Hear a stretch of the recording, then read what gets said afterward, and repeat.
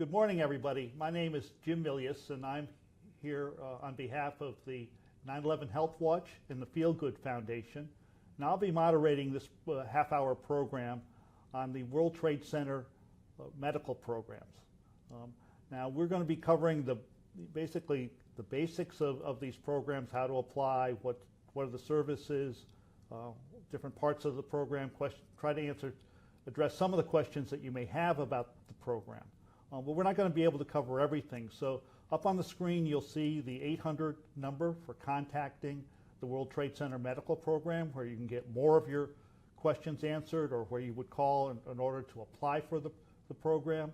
And also a internet site that will link you up with the program, as well as give you an opportunity to ask questions or comments on this program that will also be able to follow up by either by 9/11 Health Watch or by NIOSH. We'll get back to you on some of your comments or try to address some of your questions that way, because we can't possibly cover everything in this half hour. So I have with me today Dr. John Howard, who's the director of NIOSH and also the administrator of the World Trade Center medical programs. And John has been involved with the World Trade Center since it occurred the incident occurred over going on 16 years ago.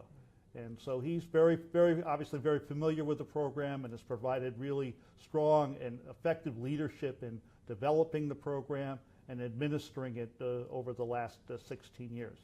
So let me introduce Dr. John Howard, and I'll let him give you a little bit about his background as well as his work with the World Trade Center program. John. Thank you, Dr. Milius.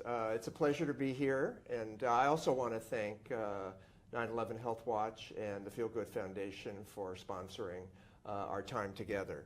It's very important for us in the World Trade Center Health Program to reach out to our members, of which there are 80,000 currently, and to those who may be interested in becoming a member of the World Trade Center Health Program. I am a physician, as you say, thank you very much, and also, as Dr. Milius points out, the National Institute for Occupational Safety and Health, which is in the U.S. Department of Health and Human Services, is the host for the World Trade Center Health Program. This is a program, as Dr. Milius points out, that's now 16 years old.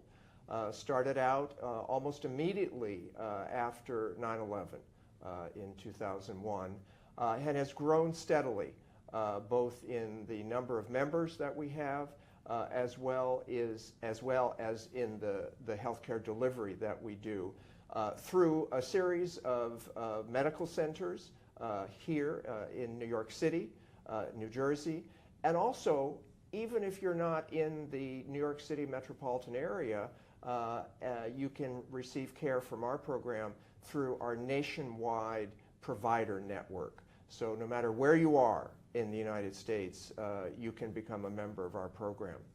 Our program basically provides medical monitoring, medical evaluation, and treatment for a list of conditions that have been medically shown to be associated with exposures to 9/11, whether those exposures existed in New York City, at the Pentagon in Arlington, Virginia, or at the Shanksville, Pennsylvania site.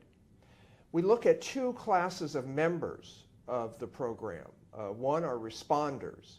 This is a large group, about 60,000 individuals. And these responders come in a number of varieties: firefighters, New York City police, people who engaged in rescue and recovery in the New York City area.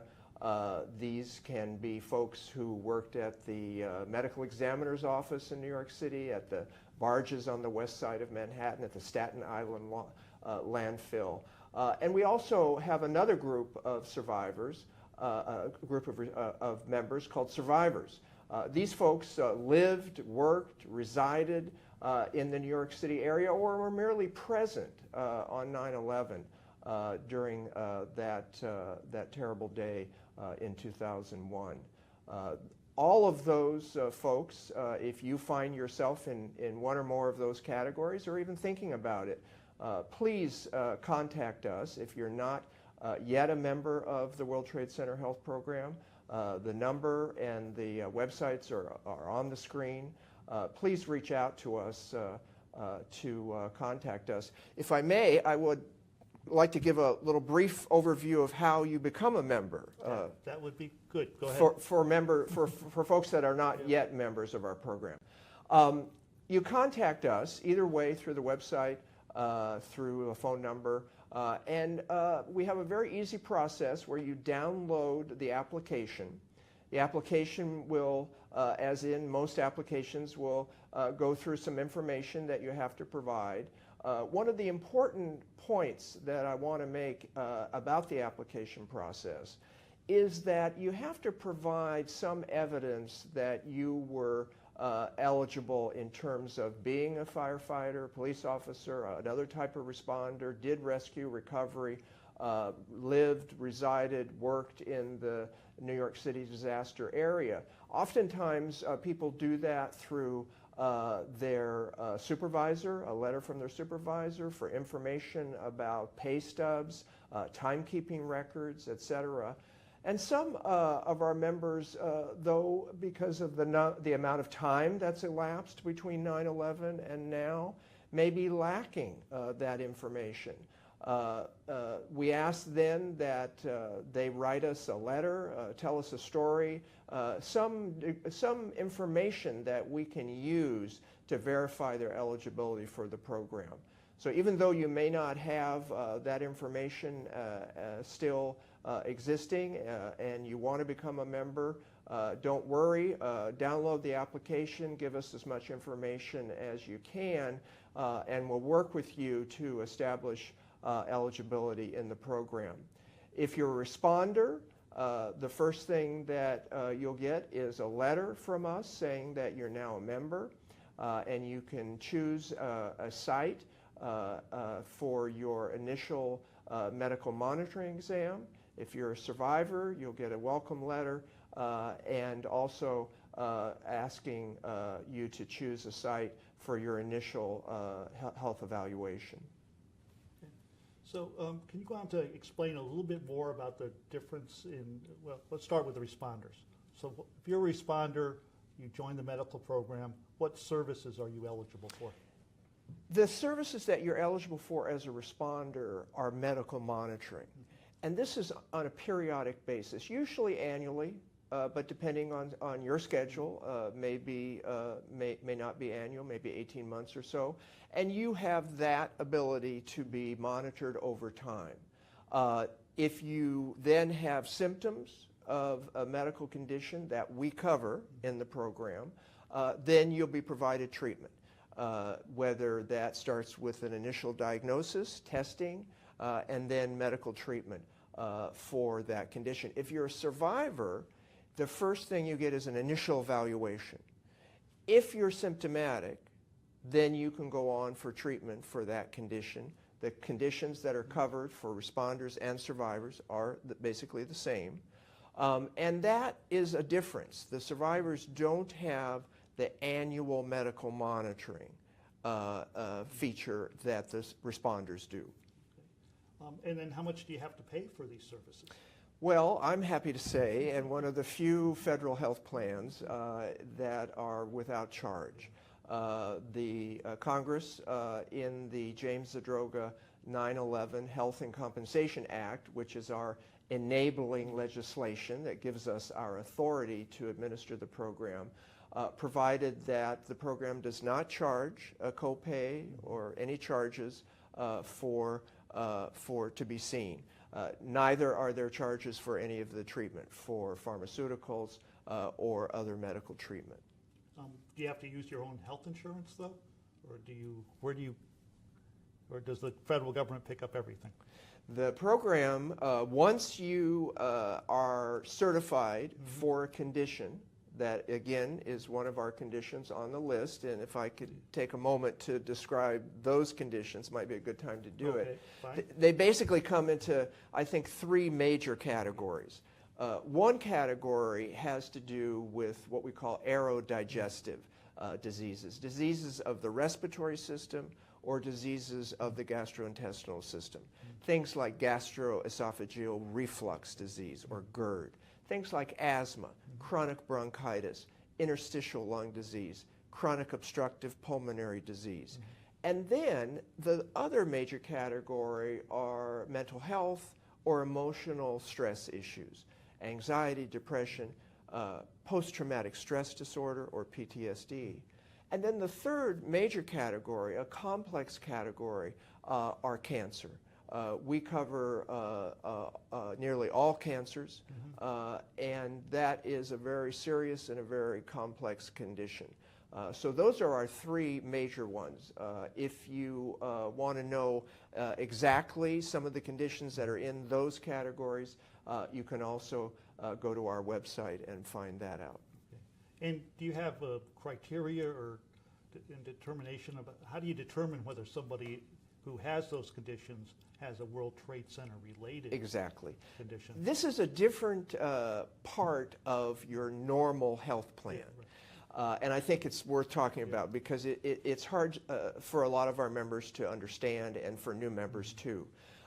In your traditional health plan, you go into your doctor, and no matter what your problem is or what part of the body it is, you're basically covered, unless it's an experimental kind of therapy. So you're basically covered, whatever condition it is. Our program is a bit of a hybrid, a mix between a traditional health plan and a workers' compensation plan. And a workers' compensation plan, you have to show that your condition has some association with an exposure at work. So one of the first steps that a physician in our program does with a member who may have some symptoms, let's say of asthma. They have shortness of breath, they have cough, they have wheezing, and they go to a physician in our program. One of the things the physician has to do is not only diagnose that you have asthma, but also look at your exposure history. Where were you exposed? How long were you exposed? What did you do in terms of 9/11 activities? And relate that exposure to your asthma and make a determination that your exposure led to your asthma. It caused your asthma, aggravated your asthma, correlated your asthma. It was a relationship with your asthma. And then that physician will make a determination and send that into our program. We review it. We certify your condition. So now your asthma and everything associated with your asthma, your diagnosis, your treatment, is covered by our program. So it's a little different than the traditional health plan. How about for cancer? There's something called latency that you also take into account. And could you explain that? This arises from the development of cancer from a known exposure. So let's take a common studied cancer called mesothelioma. Okay, you see commercials on the TV a lot on mesothelioma. When you look at mesothelioma, one of the primary causes in most of the cases is an exposure to asbestos.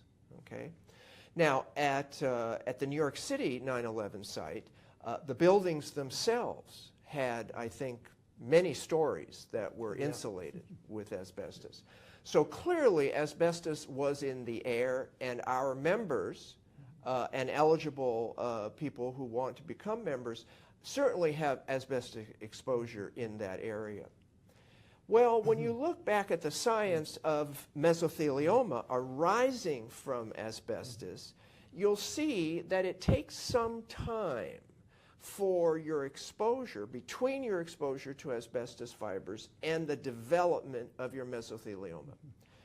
So we looked through the medical literature and found that the period of time between exposure to asbestos and the development of mesothelioma can range from a high of 50 years between your exposure and the development to somewhere around 20, 30 years. So it's a long period of time. That is called by scientists the latency period, okay? The period in which you don't know there's anything wrong. It's latent. The risk that you have is latent. So when we look at cancer to determine whether or not a physician should determine that your exposure is related to your cancer, your lung cancer or your mesothelioma, and we certify that, we look at the latency period. We have established through looking at all the science minimum periods of time. And for mesothelioma, we've established 11 years as an example, which is a very short period of time if you look at the literature. So we have gone to try to give members the most benefit of the doubt. Now, what happens is some of our members may have developed mesothelioma within a month of 9/11, or a couple months, or a year. And those cancers then would not be able to be certified by our program because they just are outside of the scientific knowledge about latency.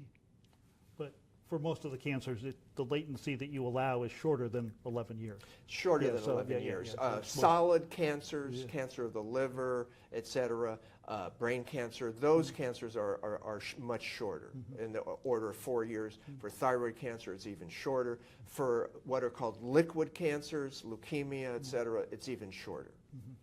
And so if you have people in this program, what sort of guidelines do you follow in terms of what kind of treatment that will be provided to those people? What we do in our program, we're health plan administrators, so we're not the physicians taking care of our members. We have some wonderful physicians who are taking care of our members, who have been, in most cases, taking care of members since 2001. So they have a long history of being able to look at asthma, for instance, arising from 9/11 exposure, understand how it's different from the traditional asthma in a non-9/11 exposed person. So those physicians at these medical centers that have been looking at this issue now for 16 years, the Fire Department of New York City, the New York NYU, New York City University, the Rutgers University in New Jersey, Long Island, etc. All of these medical centers have a rich and lengthy history with this patient population. So they're the ones that establish, what treatment is really good for a 9/11 exposed person with asthma, with interstitial lung disease. And then they are the primary developers with the program of the treatment protocols. And those then become the treatment protocols for our centers of excellence, our clinical centers of excellence, which are the actual physicians who you will see as a member or someone who will join our program. Okay. So we have the World Trade Center related conditions, the current list, and some of those were sort of grandfathered into the program when the Zadroga Act was first passed. Others, like cancer, were added at a later time. Is there a process for adding other conditions? How do you determine whether a condition should be added to that list of World Trade Center conditions? Excellent question. Yeah. Excellent question. So first, I'll take the process question first, and then how you end up deciding. So the process is pretty easy. Our members can petition the program and send us a letter, provide some medical evidence of why this condition that they want to see added, it's not on our list yet, they want to see added. And indeed, we have had petitions in the past that we have acted on, evaluated, and then added a condition. Chronic obstructive pulmonary disease is an example of a condition. Cancer, as you mentioned, is an example of a condition. So that process is a petition process. Your petition comes to us in the program. We evaluate it, decide whether the petition is valid or not. If it turns out that it's valid, in other words, it has enough medical evidence for us to start our process, then we will look to evaluate it. All of that is done through the official channel of a notice in the federal newspaper called the Federal Register, which I know no one reads on a daily basis, but it's the way government does this kind of work. And so we put a notice in the Federal Register that we received this petition and we're going to look at it. And then what we do in the decision-making process is we look at all the evidence that's available. Again, since our program is based on the relationship of a 9/11 exposure to a health condition, we have to look at the evidence for that connection, that association. So our primary method, and I'd like to put in a plug for all of our researchers that we fund, the Zadroga Act allowed us to fund research in 9/11 health conditions. We put out announcements every year and $15 million every year for researchers, and we have a number of very talented researchers that are generating the science that we need to look at a petition condition and see whether or not it's been associated with a 9/11 health condition. In the situation of cancer that you mentioned, we received a petition, and almost coincident with that petition, in fact, the petition was filed right after some very important paper was published by the Fire Department of New York City Medical Department, which showed us that there was an association between 9/11 exposures and some cancers. When we see that association, it's easy for us to say, yes, we're going to add that condition. Then we announce that condition, and then it becomes a covered condition. So if you have that condition, then your treatment is covered. Some petitions, which we've had 17 so far in the history of the program, have not resulted in us adding it. We've had a number of petitions recently on autoimmune diseases. We've had a number of petitions recently on peripheral neuropathy, as an example. And some petitioners may be listening to this broadcast, and we thank you for those petitions.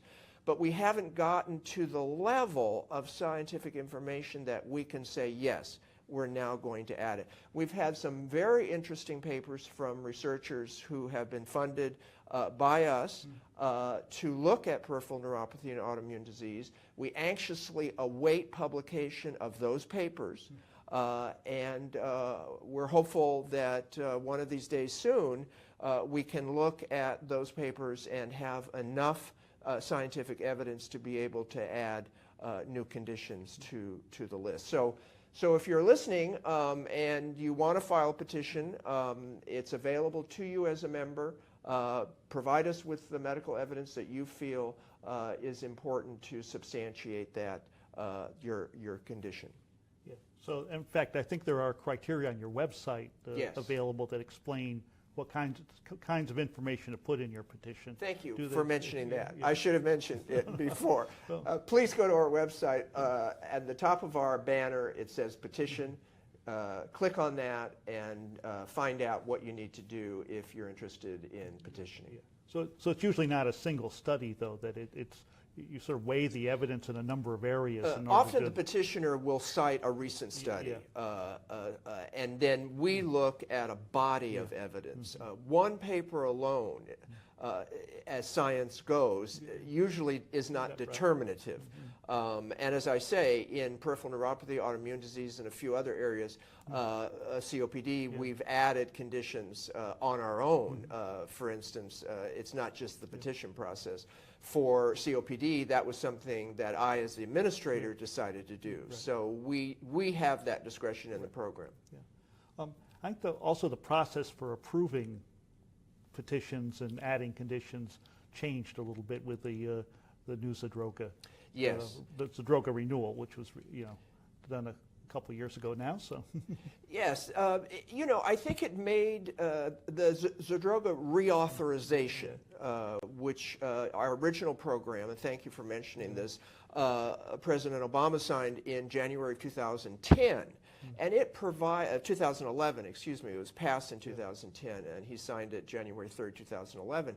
It provided us 5 years of funding, and that then expired.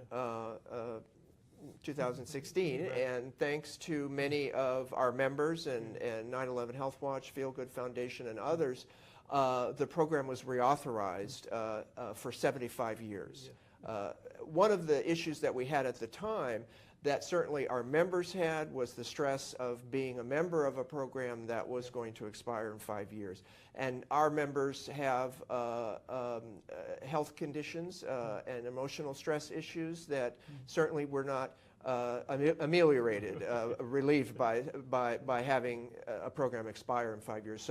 So we in the program also, our physicians that see our patients also were concerned about that. So we're quite happy in the program that we can now plan for this long period of time until 2090. So the reauthorization, I think, improved some of our processes that we went through. It also called for more oversight by the General Accountability Office, the GAO, the Office of Inspector General. So I think for any member, they can be assured that our program receives a lot of evaluation and oversight.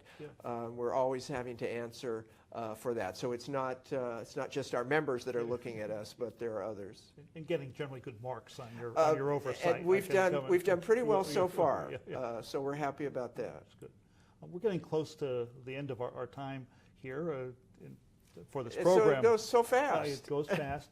Any other issue you think is important for people to know that or might be interested in the program or have not applied yet, or have been in the program, dropped out, want to come back in? Okay, first of all, if you've been a member of our program and you haven't kept up, and you're a responder and you haven't kept up on your medical monitoring appointments, please reach out to your institution, to your physician, and come back again. We're finding out more and more information all the time that may be helpful to you. Your health and well-being is why we have the program. So please come back to us if you haven't been there. If you're thinking about joining the program, please go to the information sources that are on this Facebook Live event. Talk to somebody in our call center. Sign up. Even if you're somebody who's only interested in the Victims' Compensation Fund, please come to our program first. I can assure you that it will make your time with the VCF go by much faster and much more efficiently. They, in the VCF, which are our partners in this effort, rely on our medical evaluations. So having us certify your health condition really helps on the VCF side too. In fact, in most cases, it's the only way to get approved by the VCF. They have to make some exceptions, but most of the time now you have to go through the medical program. And you work closely with them. So we work very closely with them. We meet with them regularly. As I say, our medical evaluation they adopted many years ago, and I'm delighted to hear that they've now made it more stringent that they would come to our program. Great, good. Well, I think we're about time to wrap up here. So I'd like to thank everybody that joined us today, and certainly thank you, John, for explaining the program so well. And it's a complicated program, so please, if we didn't address your particular question that you had or something that you're confused about or don't quite understand, take advantage of the 800 number, the website, sites that have information available, because there are people there to help you. And the idea of this program, as well as for the VCF, is to provide the help that people that were exposed and have become ill or may become ill from the World Trade Center exposures certainly deserve. And I think we're reminded of that as we come up into what's now the 16th anniversary after the weekend. So anyway, thank you, and thank you again, John. Thank you. A pleasure.